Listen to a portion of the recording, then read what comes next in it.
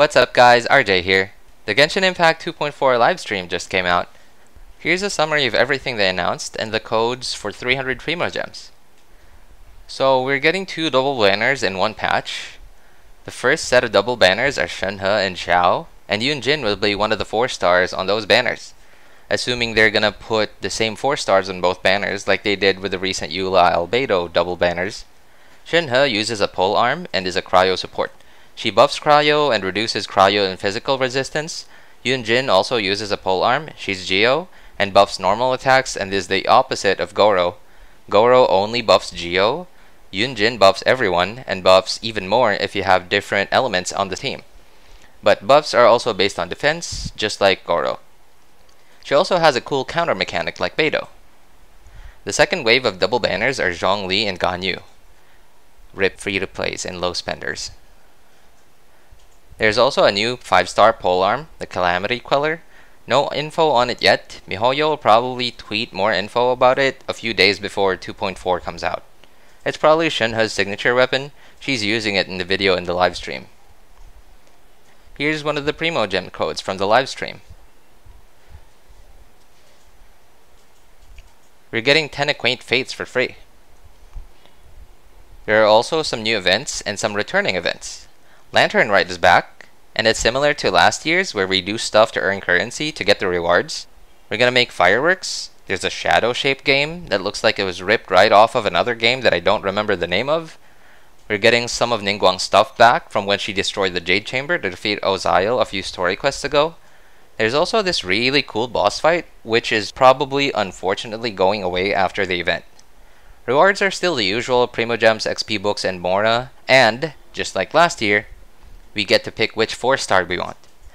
This year, we have Xingqiu, Yunjin, Beidou, Xiangling, Ningguang, Xinyan, Yanfei, and Chongyun as our choices. There's a combat event, a study in potions. We get to make potions that we can use to buff ourselves to do some event domains, which you can choose in which order you do them in. They will still progressively get harder no matter which order you do them in. There's a picture-taking event, 8 locales over mountains and seas, where we take some tanukis from Chinju Forest in Inazuma on a tour around Teyvat and take pictures of them. And here's the big one. Windtrace is back. This is honestly one of the best events in the game. I'm glad they brought it back. For those of you who weren't here when this event first came out, it's basically prop hunt in Genshin.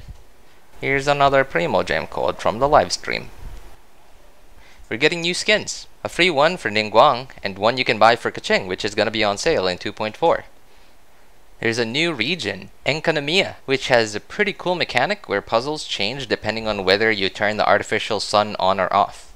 There are also new enemies like the Baptismal Vishap, and in Engkanomiya, there will be Abyss Heralds and Lectors in the open world, along with a new Lector, the Pyro one. There's also a new boss. It looks like a new Vishap boss, but there are 2 of them, and they do combos and climb up on pillars and stuff. That's gonna be a pain. Here's the last of them Primo Gem codes. There are also some interface changes. In the Abyss, they're gonna gray out the goals in certain floors or chambers when you don't meet their requirements anymore, such as time trials or probably monolith HP percentage. I thought this was a thing already in the game. I don't know, I'm not sure. We can now view what enemies are on each floor or chamber in the character selection screen in the Abyss. We'll also be able to customize the shortcut wheel. Also be able to click on the regions in the different tabs on the map, similar to how we teleport to the Serenity Pot nowadays to move the map to the other regions instead of having to drag the map across the ocean every time. They're changing the crafting menu from a list view into more like an icon view. New stuff in the Serenity Pot too, like music players and being able to select and move multiple things at once and being able to keep them as sets. Overall, it sounds like a pretty packed patch, but every livestream has sounded like it was pretty packed and exciting for some time now, only for me to be disappointed because of being too hyped after the livestreams. So I'm gonna keep myself from getting too hyped to avoid getting disappointed. The 2.4 livestream was a bit on the shorter side, but pretty condensed, so it saves everyone time. What do you think about the events and the banners? Kinda sucks for free-to-plays and low spenders. We're gonna have to pull for who we really want and either get lucky or wait a few months until the other ones get rerun banners. I'm working on a video talking about which banner you should or shouldn't wish on based on what stage your account is in and what situations you yourself are in. Stay tuned for that.